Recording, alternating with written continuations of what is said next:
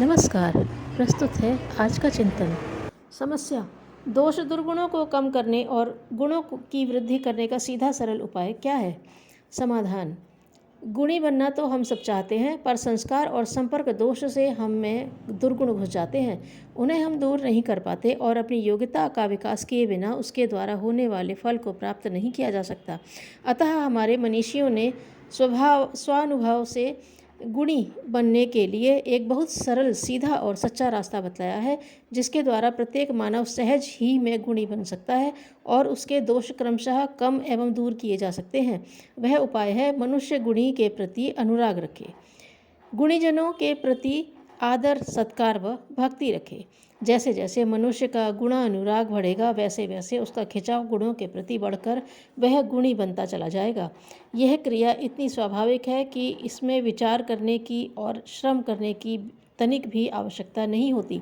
गुणी से प्रेम और गुणों के प्रति आकर्षण हो तो बस गुणी बनने का मार्ग प्रस्तुत होता चला जाएगा। सत्संग और महात्म्य और महापुरुषों के नाम स्मरण व गुण कीर्तन का जो बड़ा भारी फल हमारे शास्त्रों में वर्णित है, उसका एकमात्र कारण यही है कि जैसे व्यक्तियों के साथ हमारा संपर्क होता है, उनके गुणों दोषों का प्रभाव हम पर भी पड़े बिना नहीं रहता। महापुरुषों में गुणों की प्रधानता होती है, अतः मनुष्य उनके गुणों को स्मरण करके यही चाहता है कि वह भी वैसा ही गुणी बन जाए। मनुष्य की जैसी इच्छा होती है, उसी के अनुरूप उसकी प्रवृत्ति होती है, और जिस चीज़ की इच्छा जितनी बलवती होगी तो प्रयत्न भी वैसे ही सबल होंगे और उसकी पूर्णता भी उतनी ही शीघ्रता से हो सकेगी। गुणों का आकर्षण जितना बढ़ेगा, दोष का संपर्क स्वयं उतना ही घट जाएगा। समस्या: आज व्यक्ति और समाज को समृद्ध बनाने के लिए शिक्षा एवं आर्थिक विकास की योजनाओं पर बहुत ध्यान दिया जा रहा है। क्या इतने भर से समाज निर्माण का प्रयोजन पूरा हो जाता है? समाधान: आज आर्थिक विकास पर अत्यधिक जोर दिया जा रहा है। जितनी भी योजनाएं हैं, इस तथ्य को ध्यान में रखकर बनाई जा रही हैं कि मनुष्य को अधिक समृद्ध बनाया जाए। शिक्षा भी इसी दृष्टि से दी जा रही है कि पढ़ने वाला अधिक कमाऊ बन सके। इस बात की सर्वत्र उपेक्षा ही दिखती है कि मनुष्य का व्यक्तित्व ऐसा बने जिसकी सुगंध से सारा वातावरण महकने लगे। नैतिकता की, धर्म भावना, कर्तव्यपरायणता एवं सदाचरण की अभिवृद्धि के लिए हमारे नेताओं का ध्यान नहीं के बराबर है। इस दिशा में जो किया जा रहा है वह बहुत ही स्वल्प और निराशाजनक है। आवश्यकता इस बात की है कि आर्थिक विकास से भी अधिक ध्यान नैतिक उत्कर्ष के लिए दिया जाए और अभी उसके लिए विशाल परिमाण में रचनात्मक कार्यक्रमों का विस्तार किया जाए। आर्थिक विकास का कोई मूल्य तभी रह सकता है जब वह सज्जनता संपन्न व्यक्तियों का होता है। यदि दुष्ट और दुर्जन साधन संपन्न बन जाएं तो उससे उनका और सारे समाज का हित ही होगा। दुर्गुणी व्यक्तियों की बढ़ी हुई कमाई ऐसे कामों में खर्च होती है जिनसे अशांति और अनाचार का ही सृजन होता है। अस्तु आवश्यकता इस बात की है कि समाज के कर्णधारों का जितना ध्यान आर्थिक विकास की योजनाओं में लगा हुआ है, जितना प्रयत्न और खर्च उन कार्यों के लिए किया जाता है, कम से कम उतना तो नैतिक उत्कर्ष के लिए किया ही जाना चाहिए। होना तो उससे भी अधिक चाहिए, क्योंकि धन की अपेक्षा व्यक्तित्व का मूल्य अधिक है।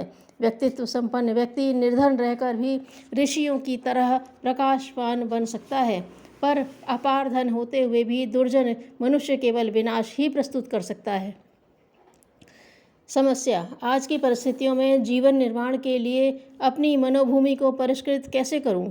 क्योंकि मुझे देवी देवताओं की उपासना, मंत्र तंत्र की साधना और गुरु शिष्य परंपरा में बिल्कुल भी दिलचस्पी नहीं है। समाधान: आप आज की परिस्थितियों में देवी देवताओं की उपासना में, तंत्र मंत्रों की साधना में, गुरु शिष्य परंपरा में दिलचस्पी नहीं रखते, हमारा उसके लिए आग्रह भी नहीं है। जब दूसरे रास्ते मौजूद हैं तो अपनी सुविधा और रुचि का मार्ग पसंद करने की आज़ादी है। मूल मंतव्य श्रद्धा से है।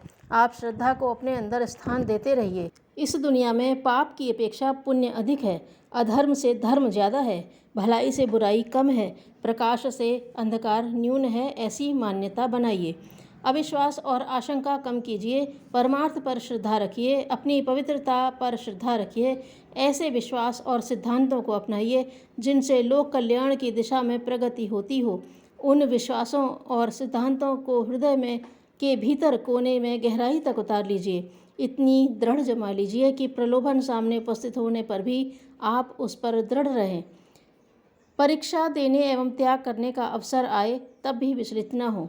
आप अपनी श्रद्धायुक्त मान्यताओं की रक्षा के निमित्त बड़े से बड़ा जोखिम उठाने के लिए तत्पर हो जाइए। अध्यात्मवाद कहता है कि आप अपनी मनोभूमि की रचना ऐसी कीजिए जिसमें कोई विश्वास बोए जाएं तो दृढ़तापूर्वक खड़े रहें। तर्क द्वारा भले बुरे की पहचान किया कीजिए, परंतु मानव तत्व के मूलभूत सिद्धांत पर तर्क का कुल्हाड़ा मत चलाया कीजिए। यदि अपने जीवन निर्माण में भी तर्क का अवलंबन लिया तो सारी सात्विकता और महानता नष्ट हो जाएगी। मानव में पशुता से अधिक और कुछ शेष न रहेगा। अंतःकरण के उच्च दैवी गुण भले ही तर्क की तराजू पर हल्के बैठते हों, पर आप उन्हें मत छोड़िए। समस्या: स्नेह, प्रेम, मैत्री और आत्मीयता के विस्तार की सर्वप्रथम शुरुआत कहाँ से की जानी चाहिए? समाधान: सर्वप्रथम प्रेम का आत्मविस्तार काया की परिधि से होता है।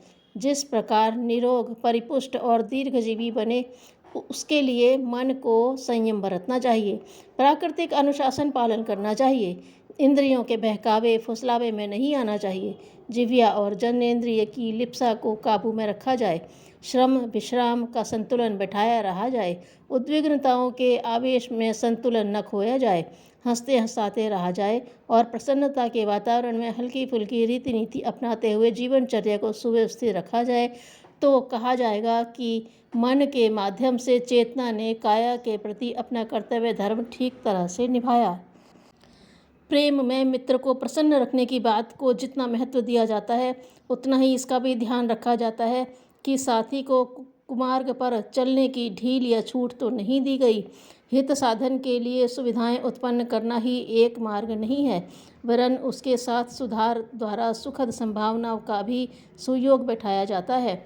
संयम का अंकुश इसी निमित्त है। इससे साथी भी सही मार्ग पर चलता है और चलाने वाले का भी अभीष्ट प्रयोजन पूर्ण होता है। जिह्वा और जननेंद्रिय का संयम पालने से काया को रुग्णता नहीं घेर पाती, ओजस, तेजस और वर्चस की क्षति भी नहीं सहनी पड़ती। कम श्रम करने वाले या अधिक दबाव में रहने वाले भी आरोग्य लाभ से वंचित रहते हैं। अकाया की स्वच्छता ही उसकी सुंदरता एवं सुसज्जा है। निर्मल वातावरण में रहा जाए, निर्मल उपादानों को उपयोग किया जाए, यह काया के साथ मन की प्राप्ति निभाए जाने की प्रक्रिया है।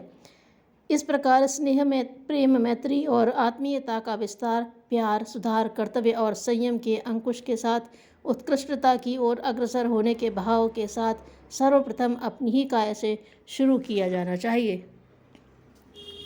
मनोरंजन के अवसर ढूंढने से नहीं, आंतरिक उल्लास से प्रसन्नता स्थिर रहती है। धन्यवाद।